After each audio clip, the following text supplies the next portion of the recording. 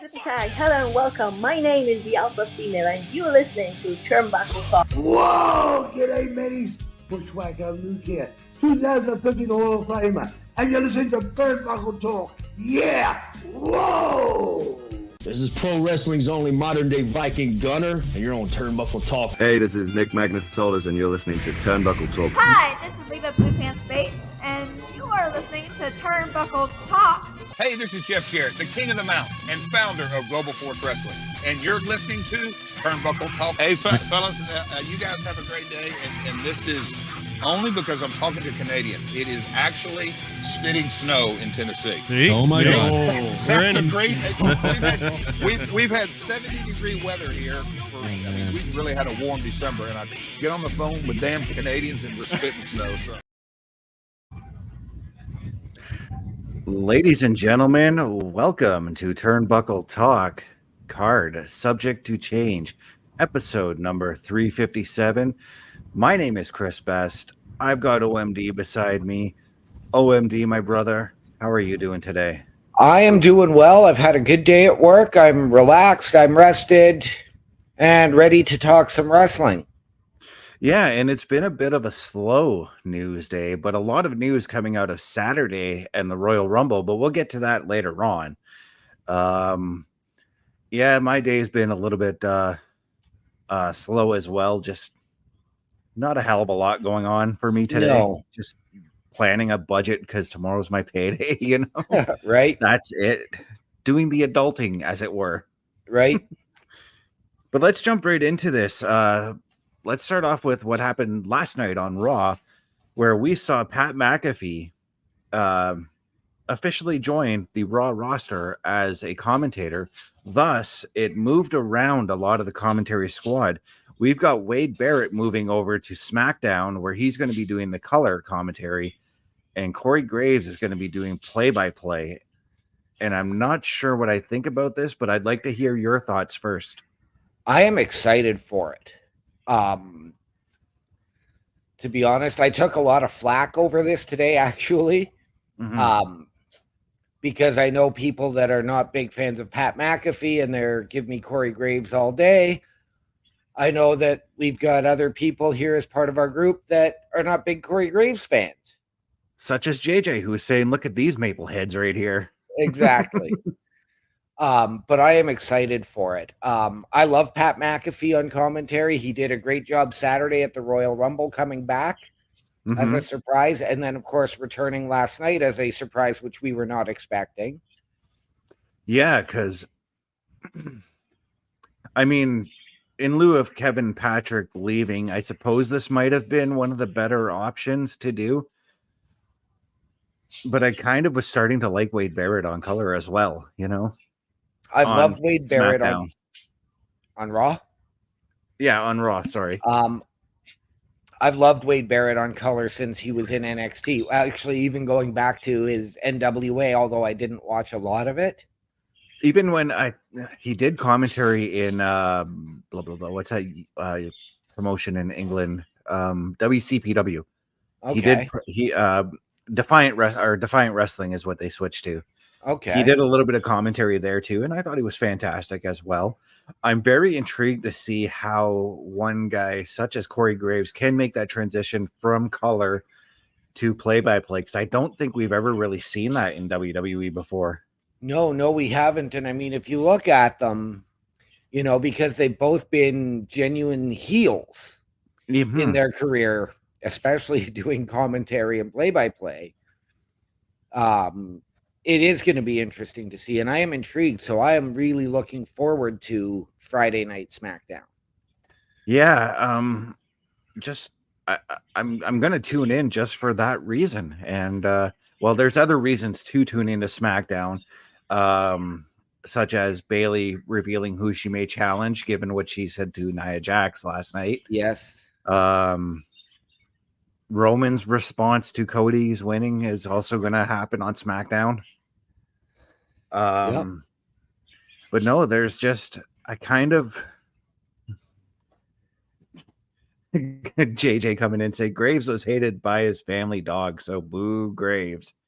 And speaking of JJ, he's got to put up with Graves sometimes because occasionally he does a SmackDown watch along. Yes, he does. No, I'm interested at the same time, but I do like the other names that we tossed about as far as doing play-by-play. Like we mentioned Mauro Ranallo, we mentioned the possibility of Joey Styles, Vic Joseph coming back up. Yeah.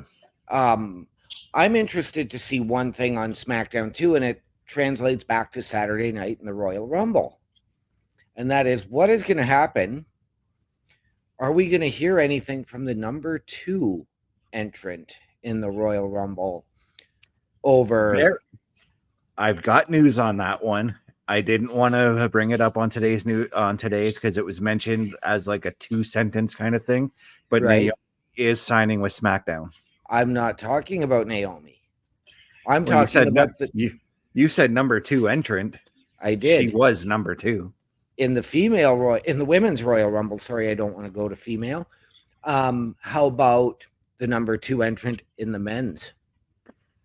You're talking about Jimmy, so got to talk about where he stands with everything as well. That altercation with the number 1 entrant, his brother Jay. Yeah, and we all know that that's going to supposedly build to a WrestleMania match.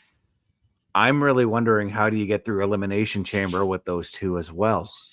Right? But no, I'm very intrigued. I'm excited to see. I am excited about Corey Graves making that move over. Maybe he does make some sort of a change to his commentary style, because he's very polarizing as far as the commentary goes, as far as color commentary goes, because there are times when he heels out just a bit too much. You know what I mean? Right. And he definitely plays favorites when somebody like Carmella, for example, is in the ring. Yes. Oh, but that's the heel's job, right? They're supposed to pick the favorites, whereas the babyface, if you go back to those old 3-man commentary teams of Bobby Heenan, Macho Man, and Gorilla, Macho Man was unbiased to everybody on the babyface side, whereas Heenan was always picking the heel. Yes and no for Macho Man. I mean, whenever Hogan was in the ring, Macho Man sort of healed a little bit there. You know?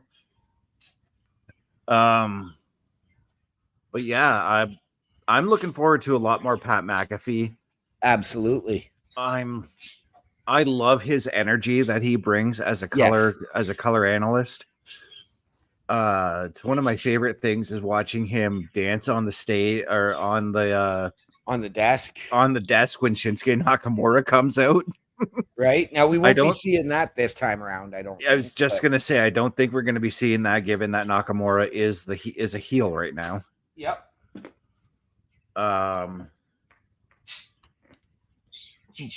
But you did bring up one point, and I do think it's interesting. Let's say Vic Joseph was the one to get called up.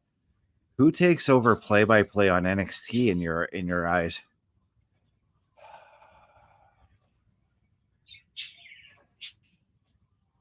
To be honest, I'm really not sure. Unless they have somebody waiting in the wings, maybe like a Quinn McKay, who did it as well as backstage interviewing back in Ring of Honor. Right. And I can't remember her WWE name on Level Up. Okay. I'll throw this one to you. What about Jackie Redmond? I would love it. But I also think that Jackie maybe has a little bit too much on her plate. Yeah. With being the backstage interviewer, with, doing the A&E documentaries and Rivals and all that when they go to A&E, plus her stuff with the NHL Network. Yeah. But I mean, like, to any one of our American viewers who don't know, Jackie Redmond actually brings a lot of wrestling knowledge to the WWE product. and I mean a lot of it. She does. I'm going to put this one out there too, is how about another host and a guy who has an absolute love for the business? What about Freddie Prinze Jr.? He's got that look. He's got that Ken look that a lot of the younger commentators seem to have, you know? Yeah. And I say younger, but he's probably actually around the same age as Michael Cole these days. So, yeah. And I know, one of the things, like my coworker that I talk wrestling with, he is not a Pat McAfee fan. So he's like, I'm bowing out of Raw, but he won't watch SmackDown because it's the Bloodline show. But it really hasn't been. No, it hasn't. And I told him today, because he also wants Michael Cole to retire because Michael Cole is no good. And I've said, you know what? Michael Cole has said he is going to retire when he and Pat have a good, significant run together. So this is going to potentially lead to that. Now, personally, I don't agree. I love Michael Cole. Bobby Stats, welcome to the show.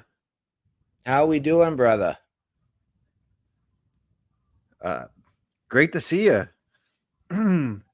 But yeah, Michael Cole, I do remember, I believe on the show some months ago, we talked about the possibility of Cole retiring as they were moving him to more backstage positions. Yeah, this was talked about last summer, I want to say, sometime around there. Right. I'm going to even bring up a name from the past that could potentially come back. Papa Speaking Smokes. of names from the... Okay, OMD just announced it. How's it going, Papa? I wish I can carry this that name the way you, Carl, and you say it the way I do, or that way, but my throat's not exactly up to par. So right. But welcome to the show, Papa Smokes. Great to have you here. Great to have everybody here. Sorry, OMD. What were you saying? How about a name from the past in Josh Matthews? He's not. Oh, he's done with TNA now. He's been done with them for a while, right? I don't know. Because the last I knew, he wasn't doing commentary, but he was still like one of their vice presidents. Yeah, that's true. Oh, who is that? Kevin Kelly. Kevin Kelly just recently finished up with New Japan. Why can't we bring him back? That's the one I'm going to disagree with you on. And you got to give me a reason why. I've never found him to be a good American commentator. Even in Ring of Honor, he and Mauro Ranallo. There's just something about them that irk me. Whether it's their voice, whether it's like, don't get me wrong, I love Mauro's passion, and when he gets excited and goes, he goes. Yeah, he turns into JR essentially with his comment, with his excitement. But it's just something about them both that I just cannot get behind. So the one thing, I don't know if you've watched Kevin Kelly announcing New Japan shows. Yes. But I like his storytelling. Yes. And in New Japan was where he's been best. But when it comes to working American circuit, not very good. Okay, but imagine him working WWE under Hunter. And Hunter just tells him, look, just do what you're doing, what you did in New Japan with our guys. Then would you be able to get behind that? Potentially. I would have to see it for a while first, because I know like it would take that adjustment period. Almost like that 3-month probation period, if you will, when you get a new job. Yeah, I hate those. I never. Yeah, I agree with you. And Bobby's got a couple of interesting names here too. Nigel McGuinness or William Regal. So, well, Nigel, I think, is still doing. Isn't he not part of AEW? He is. I believe one of the color commentators for Collision. But Regal, on the other hand, would be interesting to see. Regal again would be interesting, but again, he would be that heel color analyst, and you don't really need 3 of them on a panel. No, but I'm talking if he were to join and do play-by-play. I think he could do it. I do too. I agree. Because let's face it, anything Regal has done, he's done it with gold. Absolutely. He's turned everything into gold. Absolutely. Even his little stint in AEW had me intrigued. Right? But yeah, this whole commentary movement thing, we'll see how it goes for Corey Graves. For Corey Graves, excuse me. It could be just a temporary thing until they find somebody to do it. Right. From what I read on this earlier, because this was sort of reported last night and it was rumored. Mm-hmm. And then today, this was said to be sort of the plan going forward. Nothing until they hired somebody or they found somebody. So maybe you're going to keep Vic Joseph in NXT with Booker. Yeah, because he's actually doing a great job down there. I'm really liking him. It's Booker, on the other hand, that I'm not really liking. Booker is fine when he's doing the panels. But yep. I'm 100% with you on that. Yeah. Now here's another question for you is, with his contract coming up in just a couple of weeks, do we see JR make a return for WrestleMania? Just for WrestleMania? Just for Mania. I might be okay with it, but I really think JR needs to ride off into the sunset. I agree. But I'm going to say this. How about the WrestleMania main event, night 1 and night 2? 2 matches. I'm really hoping that he studies the product then, in that case. Yes. But, totally interested to see how the SmackDown announce team plays out. It's going to be a little bit weird because we're going to have 2 former wrestlers, I guess you could say. Yes. But in the 80s, we also had 2 former wrestlers calling color and play-by-play in Gorilla Monsoon and Jesse Ventura. Yes. And that's a very big comparison because Jesse and Gorilla were gold, you know? Yes, they were. So were Jesse and Vince McMahon when they were together. So were Bobby and Gorilla. Yes. So were Macho Bobby and Gorilla. Bobby himself is a former wrestler too. He used to wrestle before he became a manager. Yes, he did. So, yeah, I'm kind of intrigued to see how this relationship goes. Yes. But let's move on to again a very light news story today. Only 2 stories, and then we're going to move into a discussion, as it were. Yes. So the next story is something that comes out of Fox News, which is a news station I particularly don't like, but this is an interesting story given who the wrestler that's involved with. Davey Boy Smith Jr. is set to make his return to MLW. Last year, he was out battling stomach issues. He specified which the stomach issue he had here. Just give me a second. I can find it. Oh, he was battling appendicitis, had to get his appendix out, had to take that time to recover because, well, stomach injuries, like, they do take a long time to recover from. Yes. This coming from one who has had that. He's looking to return at MLW Super Fight 4. So Bobby Stats, you'll be excited about that. What do you make of this? For me, Davey Boy Smith Jr. has just never really hit home. Even going back to the Hart Dynasty days in the WWE, they sort of became the springboard for the Usos. I can attest to that because I did see them live and they fought the Usos on that card.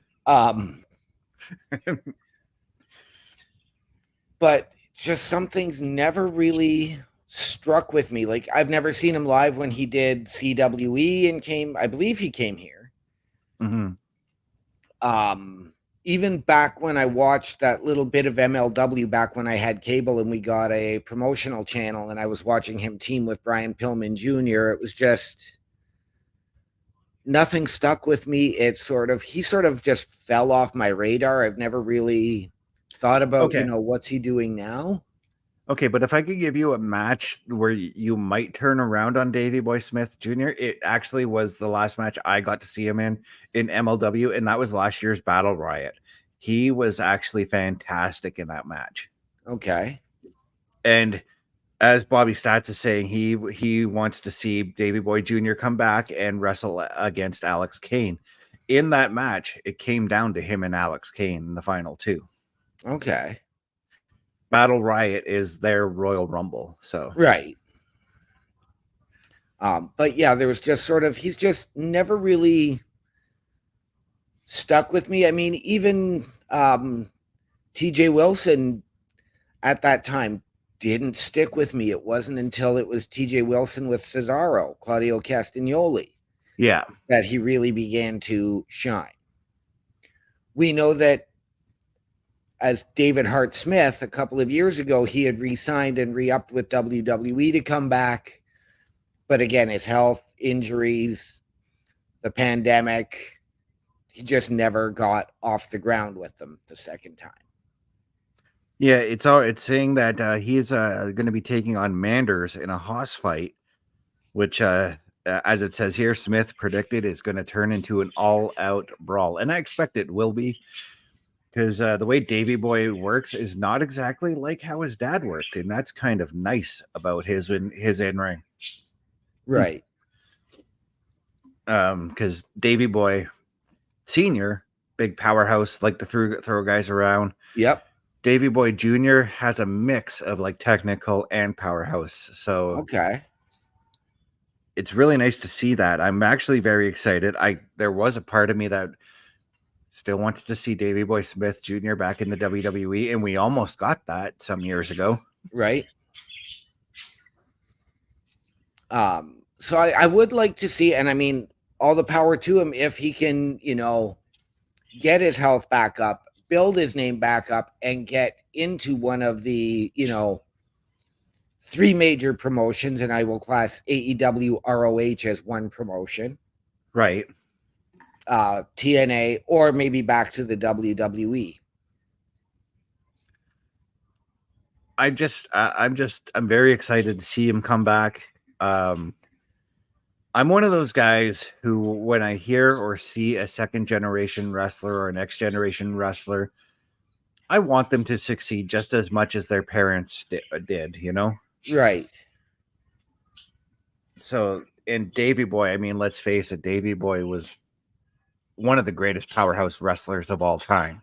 He was. It's just too bad it never really translated into a lot of singles gold for him. Intercontinental title, European title, a couple of tag team titles. Yeah.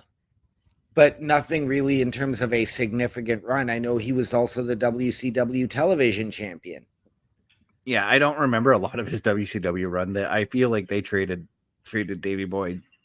Yeah, he not only the had greatest about a 6-month run from what I remember. Yeah. But no, it's great to see that Davey Boy Smith Jr. is coming back. It does give more opportunities for Alex Kane to defend his championship. Maybe even gives a chance for Davey Boy to take the title off Alex. Who knows? Right? I mean, totally excited. I more than likely will want to watch MLW Super Fight 4 just for that would be another reason for me to tune in. Right. JJ, you are so right on this. They held Davey Boy back so much. But in 95, 96, when he started having that main event run, when he had Jim Cornette in his corner and everything like that, I was so amped and so ready to see Davey Boy actually take the title, even though he had to deal with the Click at that time. Right. And JJ, yeah, I could have seen him as a heavyweight champ easily too. Yeah, And I to agree. be fair, on my WWE 2K games, one of them, I actually crowned him as the heavyweight champion. Nice. I made like an 80s and 90s like WWE universe, and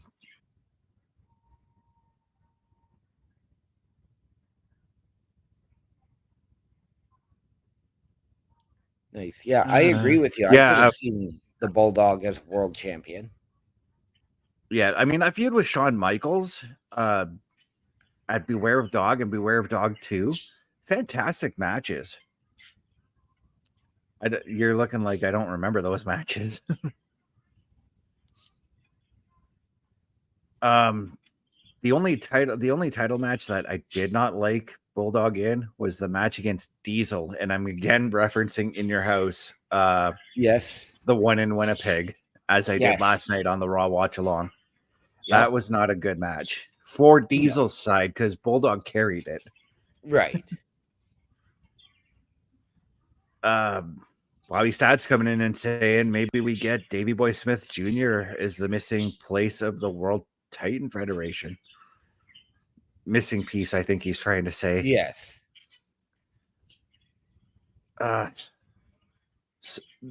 JJ saying Solo reminds me of a new age Davey Boy in the way that of what he represents to the group, and I kind of agree because when Davey Boy Senior was in the Heart Foundation, he was the powerhouse. It was him or the Anvil, you know. Yep. I can see it absolutely. Yeah. They were the powerhouses to Brett Owen's technical. Yep. To Brian Pillman's psychoticness. Right. I really do hope that Davey Boy Jr. is able to come back and succeed off of this current run from his, after the return from his injury. Yes.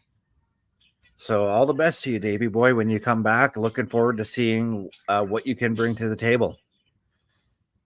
Yes. But why don't we jump right into it? Because there's a lot of stuff on this on the main subject here that we've got to talk about. And the main subject is card subject to change. There's been a lot of changes as far as what the original booking for WrestleMania was to be. Yes. Based off of injuries and a lot of other things that we're not going to talk about on today's show. First off, let's start off with CM Punk. CM Punk originally scheduled to take on Seth Rollins at WrestleMania. He was originally set to win the Elimination Chamber to get that title shot. Now that Punk is out of the picture, who takes his spot?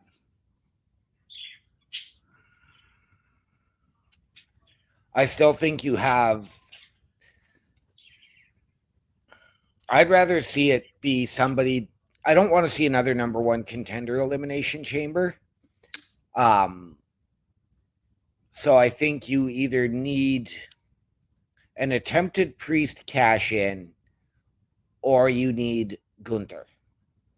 Okay, so how do we get to that in your mind? How do we get to Gunther and Seth? We already saw the start of that just a couple of weeks ago when Gunther confronted Seth. Yes. On Raw. How do you get to it? I think you maybe have Gunther retain the Intercontinental title by nefarious means over a friend of Seth's, whether it's a Cody, whether it's a Jey Uso. Sami Zayn even? Yeah. And then Seth comes down and says, okay, fine, you want this, but I want it title for title. Okay. And I know you don't want to see it, but I do think we are getting a number one contenders elimination chamber, and Gunther's going to take it. Okay. Or we could still see a male elimination chamber, but the Intercontinental title is on the line in it. Yeah. Gunther takes the win. So the next night the next Monday night, the next Raw, we have Seth, we have Gunther coming out, celebrating his win with Imperium. Then he lays out the challenge too. I could absolutely see it, and I actually like that idea better. But I do also think that if you're going to have Gunther defend it in the Elimination Chamber, then maybe Gunther does drop it there, because it's not necessarily a clean loss. It could take 3 or 4 of them to pile on him to eliminate him. True. But I also like the idea of Intercontinental Championship on the line against the World Heavyweight Championship Absolutely. on the line as well. Absolutely. But I'm trying to figure out, I know that after Mania, we probably get Gunther relinquishing the Intercontinental title. That's where I'm trying to figure out, where do we go with the Intercontinental title afterwards? Right. And I think that's maybe where you have a guy like, that's where I think, unfortunately, you may have to drop it at the Chamber, and maybe to a guy like a Jey Uso, or could we see maybe he drop it to a Sami Zayn, and then we get that Sami Zayn versus Jey and that history? If the drop happened at the Chamber? Yeah. Because I know, I still think we're going with Jey and Jimmy over at I think we Mania. are too. I have also heard that being tossed around as a potential Intercontinental title match. Okay, I could see that. Yeah, I'm trying to think other than Gunther. So let's say Gunther does not get the title shot. Cody decides he's going to go to Roman. Who do we go to for Seth?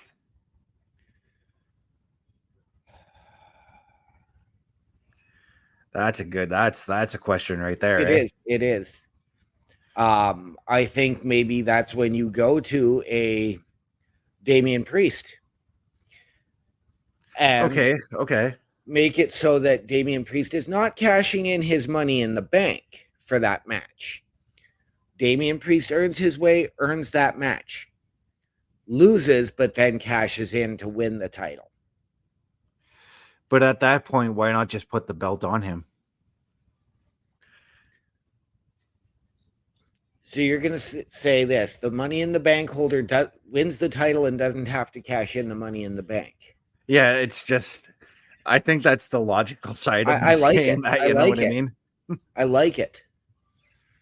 But let's quickly get to the comments here. We've got JJ coming in saying, I think somehow we get LA Knight getting the title, and then we get Knight and Priest at Mania for the title. For some reason, that's on his mind. And you know what? I wouldn't be opposed to LA Knight taking the belt at some point either. I wouldn't either. I would absolutely not. It brings me to an interesting... Parrish is coming in and saying, "Hi, hey, boys," and then he corrects himself to "Hey, boys." How's it going, Parrish? Love you, brother. What's going on, brother?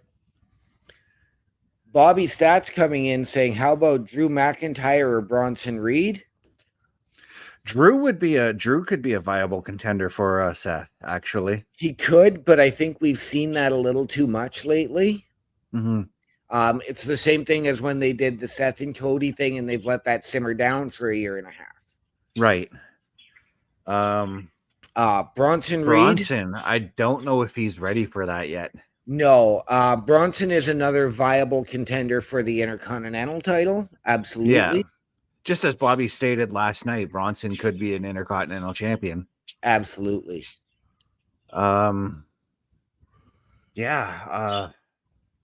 What about we just have, Imperium start attacking Seth and have him have to go through Ludwig, have him have to go through Vinci, have him find a tag team partner to face the two of them.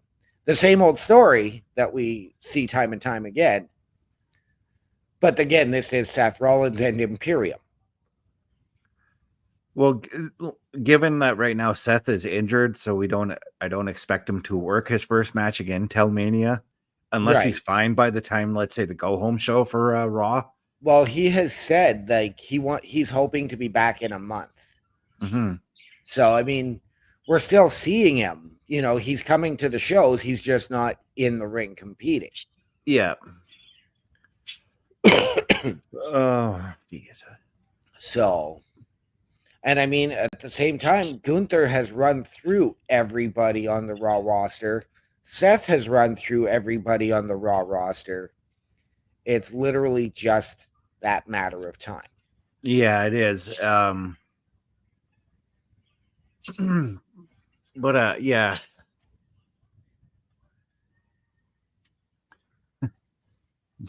Stem cells, baby. For Seth's fast recovery. Yep. Other injuries that could change the card is Kevin Owens got hurt at the Royal Rumble as well. Yes, apparently he was working on a fractured foot. Yeah, and all the best to him. I don't know what the plans were with him going to Mania. I think it might have been Grayson Waller, Austin Theory, because that's been going on for a while with him. Right. But it's so interesting because the world heavyweight title scene is up in the air right now. Absolutely, for both brands. Yeah. Now let's talk about Bayley and where does she go? I think you're going to see that decision delayed until after the Elimination Chamber. Even though on Monday she did say, and she said it in a very scared tone, mind you, you didn't let me finish. Yep. I'm going to let everybody know on Friday. We've got ourselves a bit of a run in, maybe, I don't know. Oh,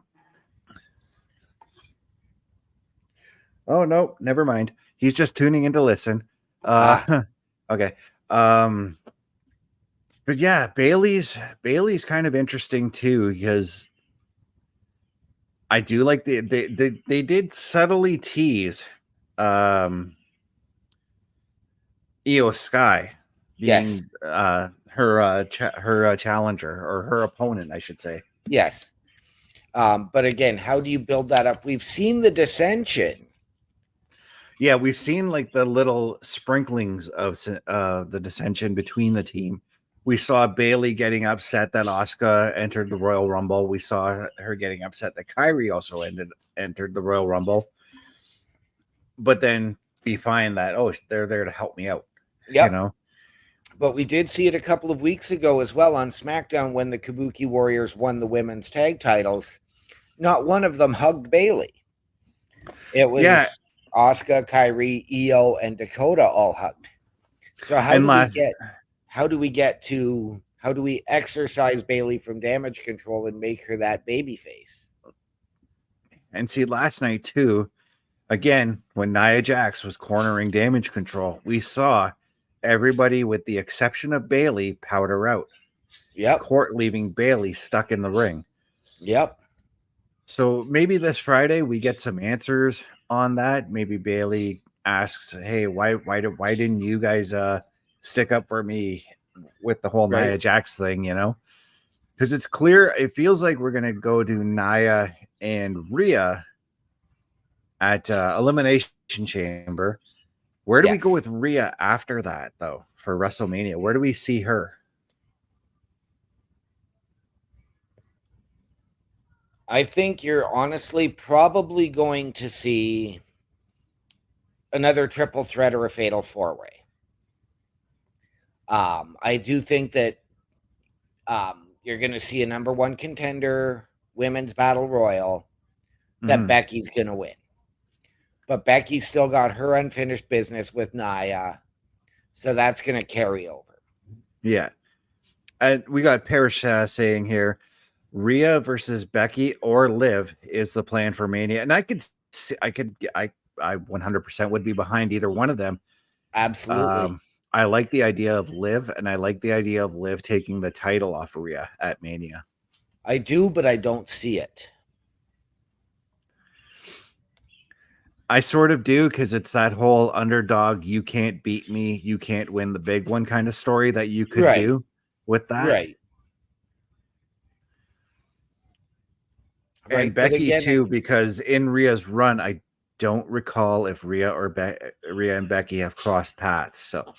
So they've had, a face-to-face on the mic, but that's about it. They haven't had an in-ring. So I would like to see it. And again, that could play to the triple threat.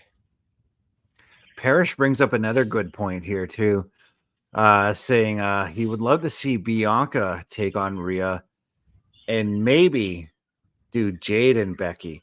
Right. So we're talking about, because Jade was originally scheduled to take on Charlotte.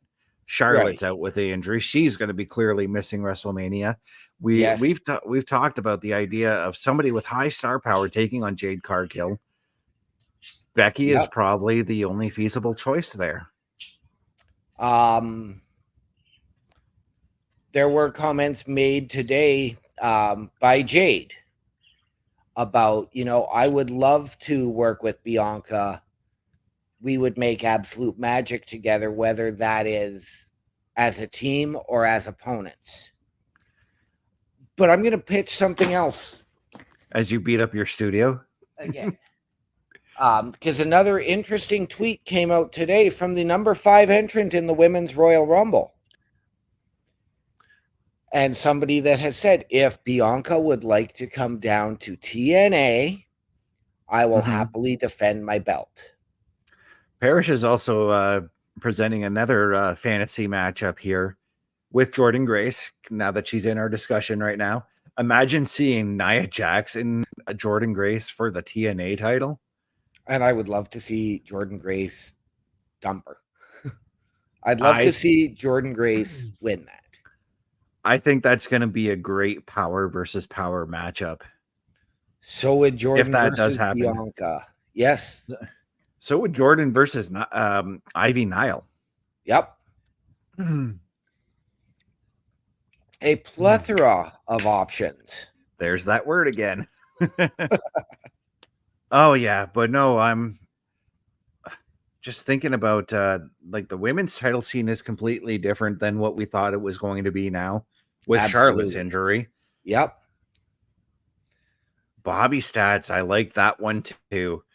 Jordan Grace and Piper Niven. Right? I like anything Piper does. So but yeah, like the landscape of WrestleMania has completely changed from what we thought it was going to be like a month ago. Yes. And the only match that seems to be sticking is Jay versus Jimmy right now. Absolutely. And I mean, now we've got to come to the Braun Breaker scenario. Yeah. Because he came up, he filled in admirably in the Rumble. He took that spot, he ran with it, and then said the main roster is his home now. We saw what they wanted us to see in Nick Aldis taking a call from Braun Breaker last night on Raw. Yes. So do we get Braun Breaker going to SmackDown and somehow setting up a feud with Dom through that? Because we know that the Judgment Day can travel to any brand. Currently, yes, because of the fact that Finn and Damian are the tag team champions. Yes. Let's roll back just a minute. We'll come back to Braun in just a second here, but Parrish is saying here's a match that's never been seen: Jordan Grace versus Naomi.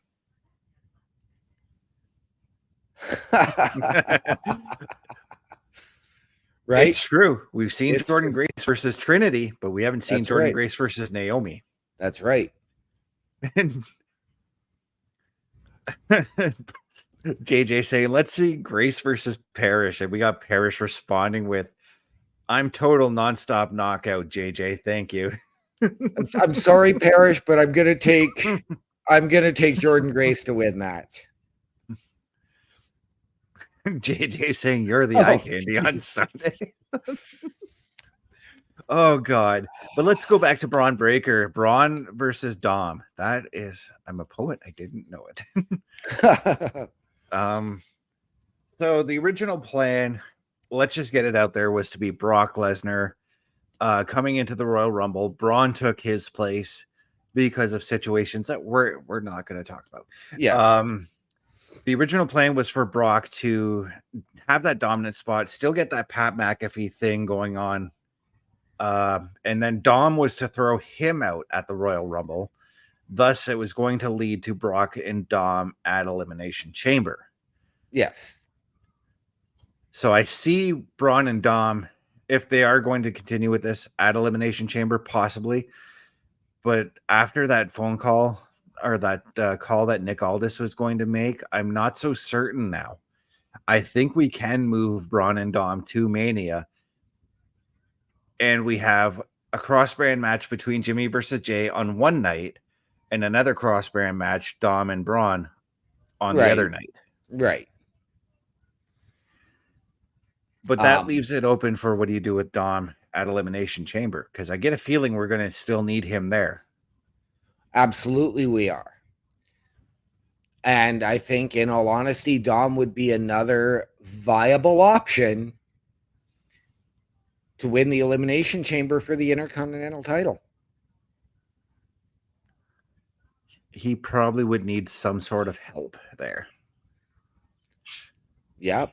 But who's to say that JD isn't involved in the Elimination Chamber? Yeah, and who's to say that Priest doesn't get involved? Because let's face it, I feel like already we're going to see Drew McIntyre involved in there, Gunther, and Sami Zayn. Those are three guys I think that will be in the chamber. Yes. Dom's performance alone at the Rumble could put him in the spot at the chamber. Let's go back earlier or late last year when Dom had his run as the NXT North American champion. Mm-hmm. Solid run. So he proved he can take the ball and run with it. Yeah. JJ coming in and saying, this is brilliant for both guys. We get to see Dom be himself and completely pull off the big heel moment. Then Braun can come off as the big hero and make fans out of the average viewer. It's going to be a highlight match. It really will be. Dom and Braun is going to be a fantastic match, regardless of where it happens, regardless of how it happens. Yes. The only thing I am worried about with WrestleMania, again, as we are looking and speculating here, that we're going to get Roman and Cody, Jimmy versus Jay. We're also hearing a lot of rumors of Randy versus Solo. Is it too much bloodline saturation? Not if you place them on the cards properly. Okay. I mean, I would do, Jimmy versus Jay night 1. Maybe have Orton Solo open night 2 with, of course, Roman Cody for night 3. But we're also not factoring in. Wait. Where's this night 3 coming from? I meant night 2. 3 nights of Mania? No, thank you. But there's another name that we're not even mentioning in all of this right now that we have been hearing tossed around for 5 years. And that would be Dwayne.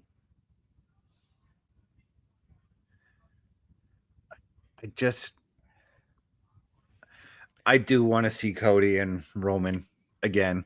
I agree. I do want to see Rock and Roman. I just don't know, Parrish is coming in though and saying, with all this saying to Pierce on Raw last night, we need to talk about Elimination Chamber. I forgot that they had said that actually. Yes. Makes him believe that there will be Elimination Chamber with both brands. And that could be the Gunther Intercontinental title match. Yeah. JJ is also coming in and saying, no, because it's bloodline centered. They all have this fantastic ability to be in other storylines outside the main story. And they do. They really do. I mean, like, you've got Solo who's sticking up for Roman while the heavyweight title story is going along. Same goes for Jimmy. But you've also got Solo wanting to go after Orton. You got Jimmy possibly wanting to go after Jay. They are all able to pull this off. Okay. So I tend to agree. Again, if you space them out properly, we won't see too much of a heavy bloodline-centric thing at WrestleMania. We got that last year. We had the Usos in the main event of night 1, Roman in the main event of night 2, Solo, I don't think, had a match on the card. I can't remember if he did or he not. didn't. Yeah. But all in all, I'd be totally fine with I do like the idea of Solo and Orton. I don't think we see The Rock on the card because maybe that head of the table comment he made was in regards to him joining the board of directors at TKO. Right. I know, and I was reading because I guess he had another interview today. So he does say it. I want it to happen, but it would have to be a very long-term story. So I think you could see it maybe start being set up at Mania for a year down the road. And then you go to 41 for that one, maybe? Maybe. But at the same time, Rock will be 52 years old, and I really don't want to see The Rock get back in the ring again. Mm-hmm. I already find him to be enough of a PR stunt when he shows up on Raw or SmackDown. Yeah, he's more of like a kind of a quick ratings grab kind of deal. Yeah. JJ's coming in saying also right now I feel the Gunther and Seth stories have more attention lately, but he does see your concern, OMD, on that one. Yep. But yeah, there's a lot of things that are still up in the air about WrestleMania. I do see Gunther taking on Seth. The question on everyone's mind is, how do we get there? How do we lay out this path to WrestleMania now? We've started seeing sort of the groundwork for Mania. Right. Now, again, with all of these injuries, do we see some more NXT call-ups to maybe fill out? We know that there will be Stand and Deliver that weekend as well. Right. But do we see maybe... we know that Carmelo Hayes right now is working Raw or SmackDown and NXT. Do we see him a WrestleMania match? I was going to say, I think after Vengeance Day, he's officially done with NXT. So do we see him on the WrestleMania card, or do we see him going back to Stand and Deliver? Do we see Tiffy time at WrestleMania? Don't know just yet on her. I don't know.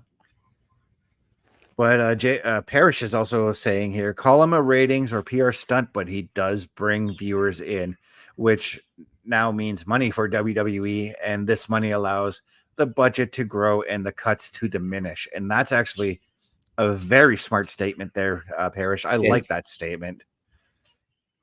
Because let's face it, he does bring the money. The Rock does bring money in. He does. But as far as Tiffany Stratton, I feel like this past Rumble was her test on the main roster, and that she's going to get the call up when the draft comes after Mania. See, I think we saw her test, when they had Becky Lynch go to NXT, they had Tiffy coming to Raw, and that face-to-face, those encounters. Now you've had this Rumble run where she was impressive. Yeah, that elimination from Bailey on Bianca and Tiffy, that was a fun elimination. It was. And Tiffy making an elimination. I believe she eliminated Naomi. So, so we got Bobby Stats coming and saying, who does Andrade get at WrestleMania? So I'm gonna say I was going to say Andrade teaming with Legado del Fantasma to take on the LWO, but clearly after last night, that's not the case here. Potentially not the case because it could still happen. Exactly. Parrish saying Andrade versus Gunther if he is to be a face, or taking on Seth as a heel. Andrade would be could be a contender as well. What about Andrade versus and I'll go to Elimination Chamber first, versus Australia's own Bronson Reed?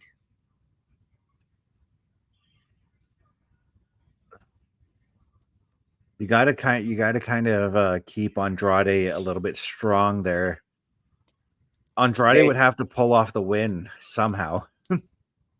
Yeah, I think you could do it. Andrade gets the win in a DQ, in a strong DQ, so that he still looks strong, makes Bronson still look terrifying. And let me correct you on this one. Bronson Reed's not Australian. He's from New Zealand. Same area. Yeah. But they actually introduce him from Black Hill, South Australia. Oh, okay. Well, maybe he is. I can't remember. He looks more New Zealand to me than Australian. So, but yeah, there's a lot of things, again, so many questions, that I like. And I do like the idea of Andrade and Gunther fighting for the Intercontinental title. Yes. I really do like that idea. I do hope that with Andrade's return that he is used better and on Raw, I guess you could say. Yes. He's more utilized. I'd even like to see them revisit Andrade versus Drew.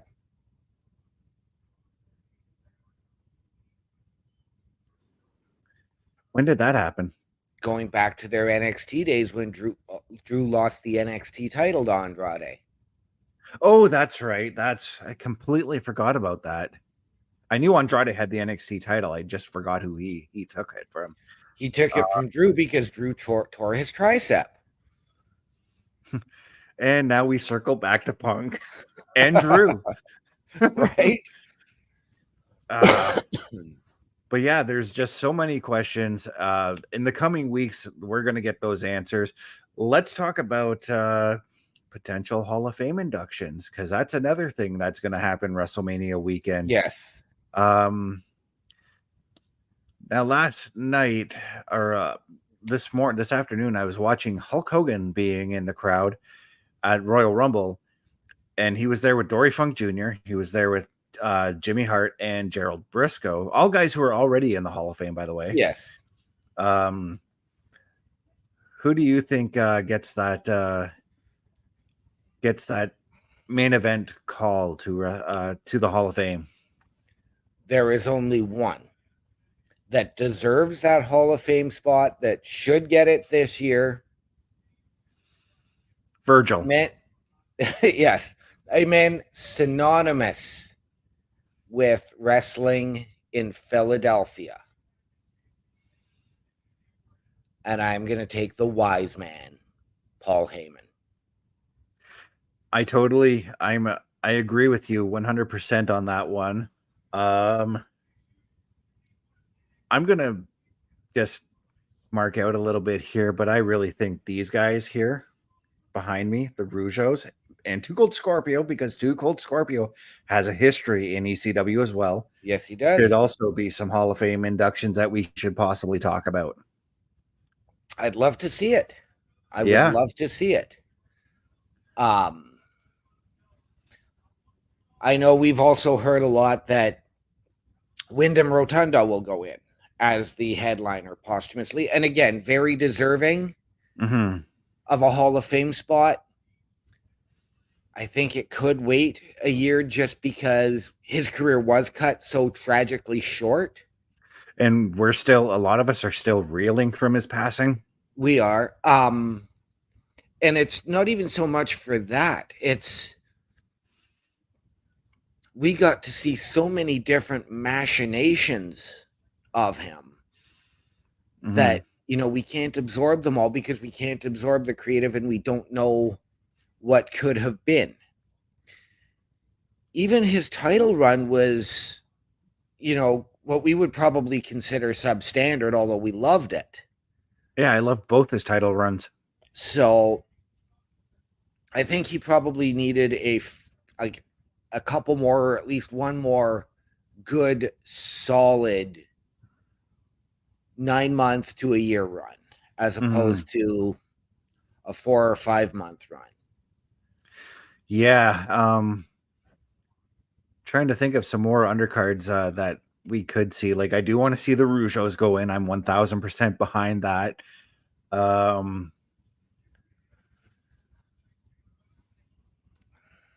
to think. Like, because I'm even thinking like back to the 90s, and a lot of guys from the 90s are already in the Hall of Fame. Yes. But JJ's coming in and saying makes sense. OMD. I totally get you. And you're right about about Bray Wyatt and not going in this year, it also would kind of, on what is supposed to be like a very happy weekend, it kind of would feel a little bit dark. It would. You know? It would. And I mean, I'm going to share an experience because at WrestleMania 23, I went to the Hall of Fame. And Right. my girlfriend at the time and I were on the elevator at our hotel. And there's a woman dressed out in a formal evening gown, dressed to the nines, absolutely gorgeous with her 2 little boys. Yes. Looking very dour, very upset. And I'm sitting there thinking to myself, how can you be this upset? You're likely going to the WWE Hall of Fame, Mm-hmm. until she walked out on stage to accept her late husband's Hall of Fame induction. The lady I was on the elevator with her 2 kids, was Janice Hennig. I thought her name was Leonise. No, it was Janice. And Mike McGillicuddy, aka Curtis Axel. So kind of understandable there. I actually liked that induction. I liked hearing the stories of Mr. Perfect, especially from Wade Boggs, who was his inductor that year, because him and Wade Boggs were best friends. Yes, they were. But yeah, I would say, yeah, give it another year and then we put Bray in.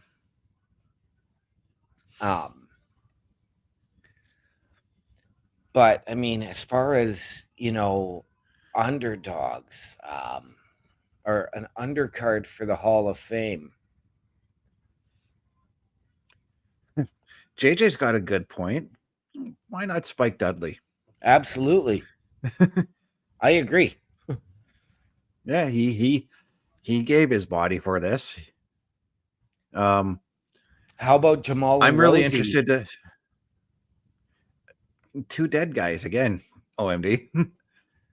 Yes, be a little bit dark. I mean, okay, they'd be the undercard, but not necessarily if you put them in as Rosie and Umaga. Yeah. We've been championing this guy, and I know Parrish has been championing this guy as well. Jim Johnson, 1000% needs to go in. He also needs to go back to the WWE studio and write some of the theme songs again for some of these wrestlers, but that's besides the point. Yes, and I mean we've hashtagged it on this show and on the Raw Watch Along numerous times. Aldo Montoya for the Hall of Fame. Where is that? Or I mean, the British Bulldog. Oh, he's already in. Bulldog's in. He got inducted during the pandemic era. Oh, did he? Yeah. Okay, I missed that. They had, I think it was Davey Boy Jr. Rounding it back to one of our earlier stories, Davey Boy Jr. came out and accepted it. But yeah, on that note, I think we are going to call it a day. We are 1 hour into the show. OMD, why don't you let the people know where they can find you? Well, people, you can find me on the Book of Faces at Daniel Hrycyk, HRYCYK. On Snapchat, One Man Dynamic, capitals on OM&D. On Twitch at OMD17. And on Discord at OMD6370. Every Monday night, you can catch me right here on the Raw Watch Along with Chris Best, with the run-in from Chris Parrish, with our regular host, Carl Carafel, and occasionally Bubba Duke. Tuesdays, you can catch me here on Turnbuckle Talk with Chris Best and Carl Carafel. And on Thursdays, on the Boar's Nest with Bubba Duke. All right, and you can find me at youtube.com at ChrisDamage83, Twitch TV, CBRS_entertainment, threads.net at CBestFilms83, Facebook.com, Chris.best83, TikTok.com at cbrs.entertainment. You can look for me Saturdays, 8 p.m. Eastern, doing Saturday night gaming on this channel here that we are on. Monday nights, 8 p.m. Eastern, doing the Raw watch along alongside OMD, alongside the run in from Chris Parrish, Bubba Duke, and Carl Carafel. Every Tuesday night, 8:05 Eastern, as we do Turnbuckle Talk as well with Carl Carafel, who should be returning next week. On that note, I'd like to thank everybody for coming in. And remember, everyone, the world's a scary place. Take care of each other.